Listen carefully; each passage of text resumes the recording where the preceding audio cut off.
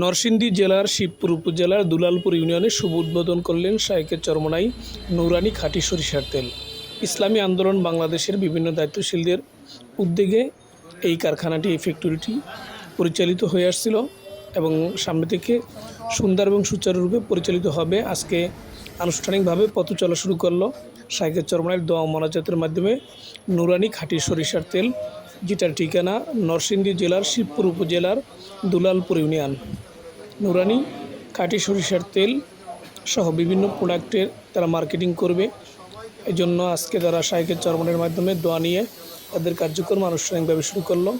সবাই ভালো থাকেন, সুস্থ থাকেন, সবাই সবার জন্য দোয়া করবেন এবং এই নুরানি খাঁটি সরিষার তেল যে কোম্পানিটা আছে এটার জন্য দোয়া করবেন। আল্লাহ রাব্বুল আলামিন এটাকে একটি যুগান্তকারী খাঁটি নির্ভেজাল কোম্পানি হিসাবে কবুল করুক, এর সুনাম সুখ্যাতি দেশব্যাপী ছড়িয়ে পড়ুক, সেই দোয়া করি আমরা সবাই।